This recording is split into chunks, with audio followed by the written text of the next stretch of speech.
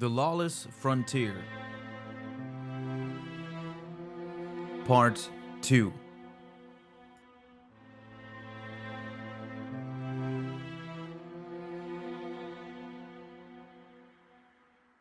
The Ragged Valley Sprint. Many are lost to the shore's wayward ebb and flow. The shifting mass gives and takes, pulls and tears. The ground beneath every uncertain, so tread carefully, as others' dangers distract. But death lingers, its grip loose but present, waiting to take hold, waiting to embrace all who walk these tangled lands. Excerpt from C.C. Lagrange's translations of writings and observations from the tangled shore, a fallen text. The Ragged Valley is long and harsh and no valley at all. Not by traditional definition. Its hollow length runs between a series of lashed asteroids on the shore's far western edge. They call it a valley to be poetic, but in truth, it is simply the chaotic space between massive rocks that scrap and smash into one another in a violent dance. The distances from the mass to mass ebb and flow without warning, a constant, deadly repositioning of the landscape. That ever-changing hollow, of that is the valley. Only the mad and desperate would dare to run its length, with one exception. Yavix. Yavix the rider. The Regency made the run changes with the telling. You know she's neither mad nor desperate, with what her skills on a pike and killer determination. But the run itself, it's a legend as awe-inspiring as any Guardians, save the fact Yavix is a wicked beast and better off dead. The story goes. She was running ether, or making off with golden age tech. Some say Clovis Bray science, others tell it was drivers from a forgotten warmind. Or maybe she just dropped a Guardian and it was running full throttle from a fire team set on revenge. A common theme this far out. Or was it pride? Did a captain or a Cal or an Archon challenge her ability to ride? Did Fick rule? After all, their relationship is complicated. But none of that matters. Not to me. Each version of the start is as interesting as the next. But the run itself? Her ride through the gnashing jaws of death? Most Guardians who have heard it dismiss it. Don't want to give credit to one so infamous. The Scorned Baron with the blood on her hands, the loot in tow, and her burn is set to top speed, but she deserves it. Don't believe me? Ask Marcus Wren. He wasn't there that day, but he'd heard tell and couldn't believe, so he made the run himself. 4 ghosts, no dice, 1 resurrection, 4 sparrows busted to rubble.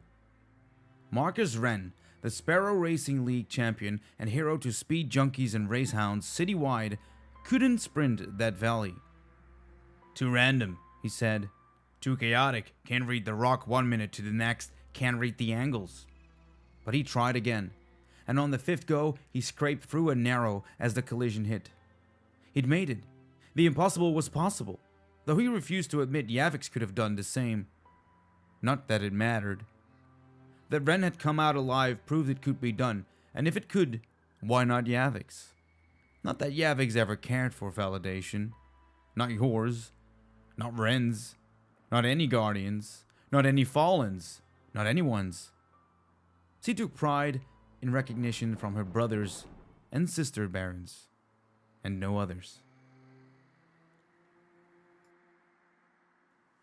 Truth tinkered. Out there, they who craft their own fate see tomorrow, while they who depend on faith rarely make it through today. Excerpt from C.C. Lagrange's translations of writings and observations from the tangled shore, a fallen text. If you had not heard of the machinist before, know that others had. While her crimes may not live in infamy in the hearts of city dwellers, the reef and its awoken know all too well her long reign of terror.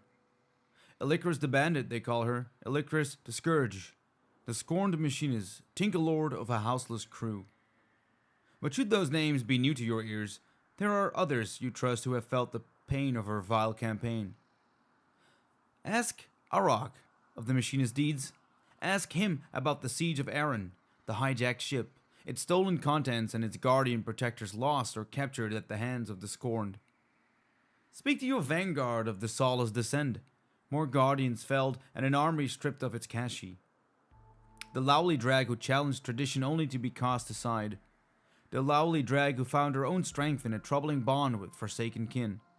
She grew strong as an outcast, grew mean, then found her purpose with the guidance of a preacher of swords and a new, more driven crew. Now then, the questions you must ask yourself. Had you known of the Baron's deeds?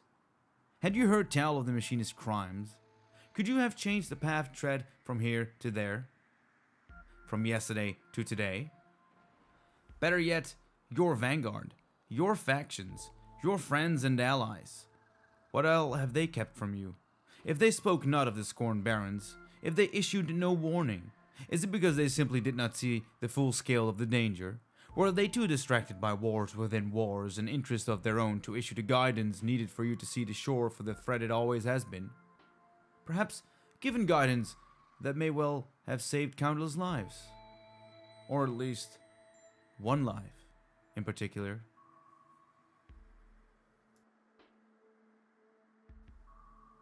An evolution of faith. Find your honor not in your station, nor the words and gifts of those who seek control, but in yourself, in your actions, deeds, and soul. To look anywhere else is a lie. An excerpt from C.C. Lagrange's translations of writings and observations from the Tangled Shore, a fallen text. Fickrul was an archon. Then Fickrul took a fall, beaten, docked, and banished for the heresies against the Eliksni faith.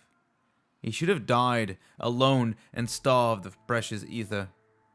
He did not. Instead, he found kin in the form of 7 scorned, and with them he found purpose and power. As their legend grew, he found believers and knew truth. His banishment was not penance, it was reward for his convictions, for his courage. Fickrul, the crazed fanatic. Fickrul, the heretic archon who spoke against the very faith he once held dear, scorned and forgotten, but only for so long. Fickrul was a drag. Before his banishment, before his clarity of purpose, Fickrul was a celebrated leader of fallen faith and a savior to those who embraced his teaching. Archons had long been elevated into fallen society, but their stature grew and their roles shifted following the whirlwind. As desperation took hold, and the last of the fallen raced across the stars in search of salvation, their dependence on machines evolved into a deep-rooted need. Their weapons to fight, their ships to fly, and their servitors to survive. That need became worship. That worship became faith. And the archons, those who oversaw the care and consecrations of the servitors, were looked upon to provide hope through their words, teachings, and interpretations of the machines, wants, needs, desires. But Fickrul saw another path, one that would later be mimicked and twisted by the techno-deviant splicers in the plague lands of Earth. While he and his explored their own darker interpretation of faith, Fickrul is a fanatic, scorned and abandoned. Fickrul is all who strive to regain strength of self and purpose. He is a survivor. He is the outcast priest of the broken plains, and his sermon is death and all the glory that follows. In Fickrul's eyes, and those of the outcast who rallied to his philosophies, machines were not superior. They were not gods. They were tools. Instruments to be mastered and controlled and manipulated in the service of the Eliksni pride. None should grovel for ether. None should have their honor bound to the whims of manufactured deities. But the evolution of Fickrul's faith did not end here. If the machines, the very things that had regulated the whole of their existence, were tools, why not life itself? Why not death? There are many tales of the time between Fickrul's fall and his rise again as spiritual leader of the Scorned Barons. His struggle to find strength and, as battered as a drag, his journeys across the systems to challenge his faith, his joining with the other outcast who was scorned, and his eventual union with his father. The only thing that matters, however, when confronting the dangers of Fickrul is this: he is a creature of faith. His faith is the antithesis of all who stand in the light. That faith has raised an army. That army will baptize all who challenge its purpose in an unending sea of death. They will never stop. They will never give in. Because they know they are right. And everything you stand for is wrong. A Scorned Path. Surviving is a whole lot easier when your enemies are dead. An excerpt from C.C. Lagrange's translations of Writings and Observations from the Tangled Shore of Fallen Text. It was Elicris, the machinist, who begun hoarding the servitors, and Rexes, the hangman, who slaughtered them at every turn. Two allies driven by opposing forces. One science and the unmaking of faith, the other rage and its relentless push to destroy. There had long been tension between the two, as Rexes had, more than once, slipped into the machinist's workshop to inflict himself on the servitor's cage there. Fickrul, the fanatic, their spiritual leader and one-time archon-priest, watched patiently as their rivalry grew. He saw strength in their ire. He saw fire and fury, but also more, a new path forward. One that could join their passions and drive them further, a whole stronger than its warring parts. Fickrul waited, biding time as tension rose and threatened to splinter the Baron's loyalties. Only when Elicris could take no more, on a night when she caught the hangman prepared to slaughter her latest haul of her lesser servitors, did Fickrul step in. Fickrul motioned to Elicris and said, "Bring me a servitor." As Rexes hissed with anticipation, she hesitated, but Fickrul was patient. "Where is your trust?" Elicris released the servitor from its bondage. Fickrul motioned the servitor closer, then turned to Elicris. "You have gathered many, machinist. Hundreds, maybe more. Our own supply, our life force fed by slaved mechanics." Elicris nodded to the servitor as it inched closer to the Archon's open arms, welcoming the once revered orb as one would a child. The other barons began to bark, a rhythmic warrior's chant. "For all the value in your work, it is not enough to feed ourselves." Fickrul hugged the servitor. There was a tenderness to the embrace, a sorrow. "We must also starve our enemies, as you were once starved." With a blur, Fickrul's lower arms unsheathed and triggered a pair of polished, sparking shock blades. "As were we all." The servitor, still held with the clutches of the Archon's powerful upper arms, cried a shrill, digital retch.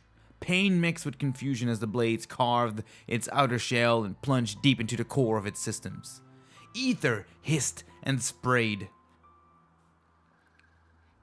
Fickrul released the machine's silent shell, and it clinged lifeless to the ground. He turned to Elicris.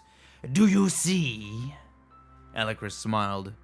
She was ever the brightest among them, though her focus could lose clarity when she became frenzied.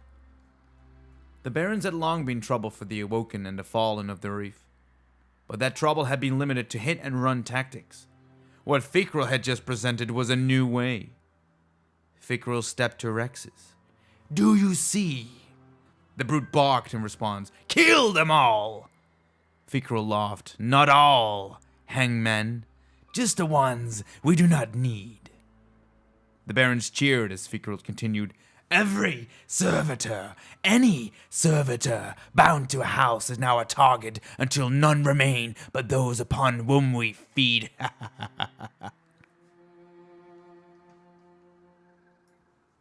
Thank you for listening to part 2 of the Lawless Frontier Guardian. If you care to re-listen to the previous 5 books, press the left lore seal. If you want to continue the next one, if it's already released, press the right lore seal. Stay safe. As C.C. Lagrange would say, "This twisted reef, be not kind."